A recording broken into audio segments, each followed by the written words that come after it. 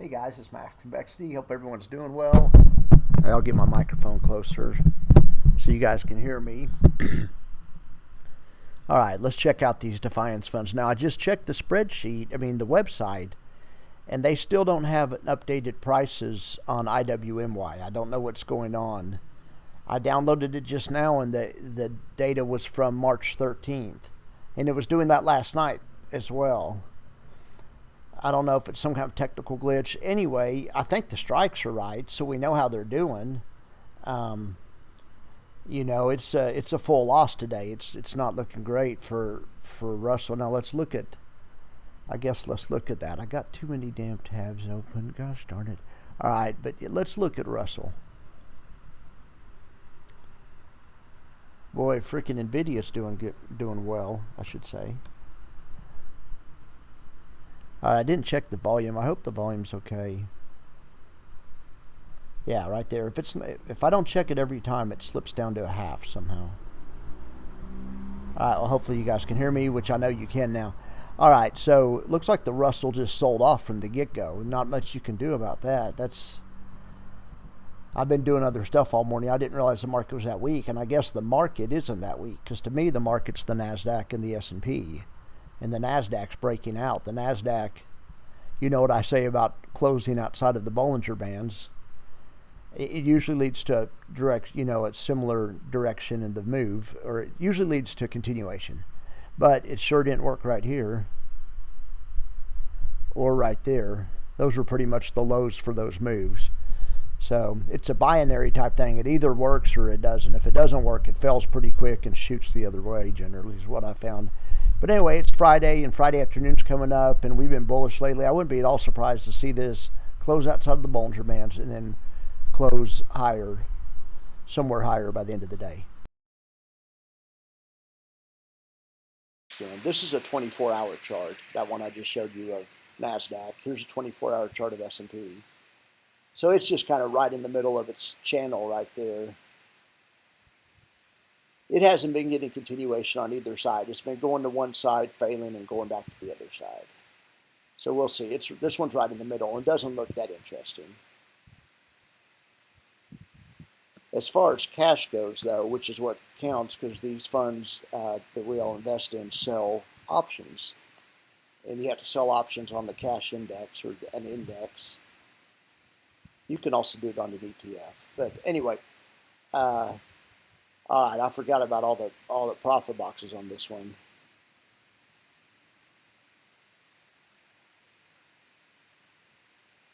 All right, well, you can see we opened about at about a quarter. We sold out and then rallied to halfway. And I mean, hopefully we'll keep, if we just rally a few more points, we're at 40, 41, something like that, 52, what is it, 52, 40.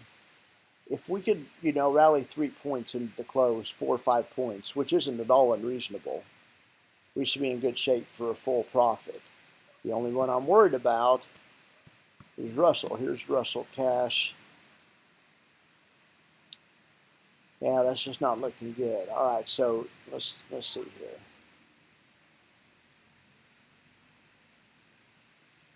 All right, so Russell, we don't know how much we're losing. We know we're losing. On this one, we know. We know that we're actually losing 288,000. This is Nasdaq. The dividend estimate is 78 cents right now. It's based on that we've already captured 66 and based on what portion of a month is left. All right, I have a wrong number in here somewhere. But anyway, this total looks like it's right. Oh, no, it isn't right. Gosh darn it. You got to be kidding. Hang on here. Okay. Yeah, I knew it, so we're fine. Okay, we're making $1,000,001 out of a total $1,000,004. Heck yeah. Now these guys have been killing it. If they do this, this will be the 5th day in a row if they're able to do that. 14 cents a share. Heck yeah. Divvy estimate of 78 cents. Heck yeah. All right, now we'll check S&P really quick. See the same thing. S&P sold some options at 14. Right now,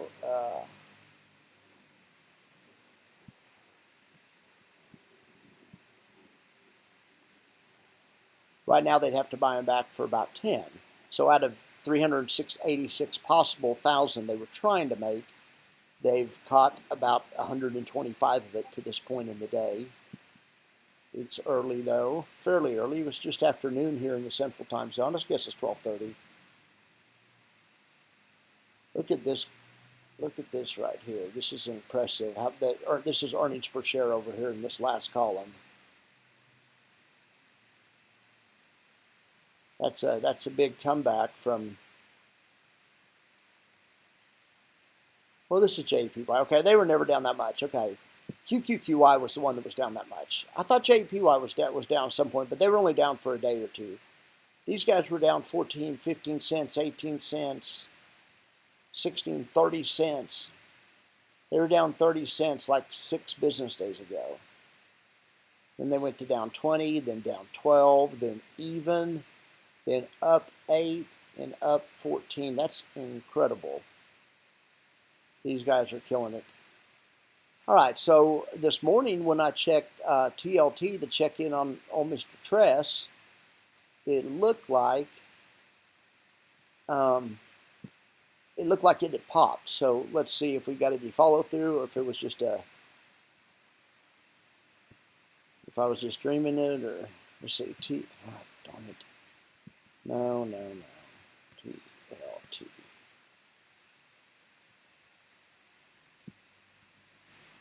I never really paid much attention to the TLT until this fund came out, but it's an incredibly liquid.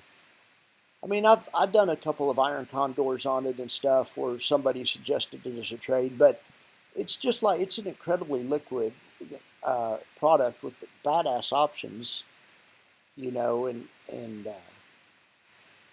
you have exposure, you know, to the most liquid market in the world, or some people say that the U.S. government bond market, the 20 long-term, I don't know, or it's an extremely liquid market, I've always heard. That may be more on the future side, but anyway, this is a good product, and I think this would really be nice black swan insurance, because if something bad happened, or even good happened, this TLT would just go nuts. Maybe even as a flight to safety, but I mean, but also, and it could go nuts the other way too. Hopefully not, but this product, I'm really liking this product for a hedge. All right. Anyway, we're in the valley of death, but maybe not as deep in the valley of death as we were yesterday, I guess you could say. Let's look at the option. We can check that out right now real quick. I'll keep it here under Tress, showing down. I think it said down 21,000. You aren't really down till you sell, but they just mean at this point the value of the position is down. Yeah, so I mean, it wouldn't take very much further. It's just 2.5% to get out of the valley of death. The problem with the valley of death is it probably grows, and that's the options price eroding or decaying. But this one's not going to erode and decay. Well, it's pretty much so it's fine. The valley of death isn't going anywhere. Well, unless some time passes, and the volatility, I guess, collapses. Even that wouldn't affect it too much. They're pretty much a worst case scenario. I mean, 96.50 is what these guys need to get it past. It doesn't matter too much what volatility does or what time does. The time's not moving it that much. There's an island there. Sometimes there's islands of mercy that appear, but right now it doesn't look like this one's going to have one. That'll change though as the volatility changes. All right, I wonder if it's too early to look at the buffer report. Let's see. Well,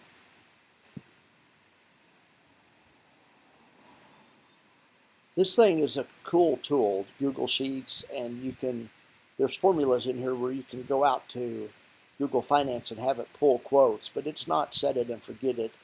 Half of these quotes say NA and stuff breaks, but it's cool.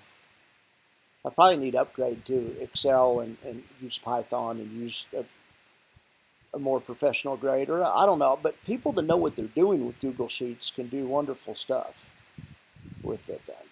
That is for sure. Okay, well, yeah, it looks like we have something here.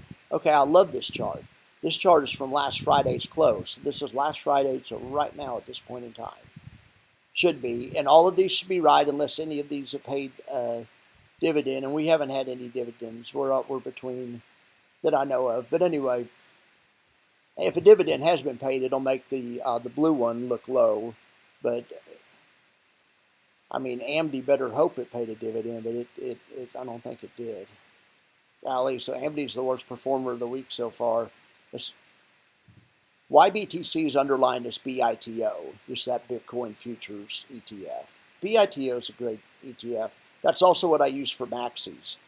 Somebody asked me to put Maxi on here, and I thought I had for some reason. All right, I promise I'll get Maxi back on here. All right, so this is the one-day change here. So you can see triple QI is killing it, but we have an index that's only up a quarter point. Like I always say, all of these funds ought to be outperforming in a flat market, you know. So YMAG is the best performer, but FEPI looking great, QQQY looking great. They're all looking fine, except for QDTE and SPY-T for whatever reason. That's what I mean when I say it's not set in and forget it. I bet you that quote's not even right, and I don't have the benchmark in here for some reason. And so what I'm going to have to do is go over here to this part and figure out what's going on. It just half the time, like I say, I'm not griping at all. Anyway, I just need to get better at automating this. I've heard if I could learn how to use Python, you could do great stuff. I would love to get Python to draw the profit boxes for me.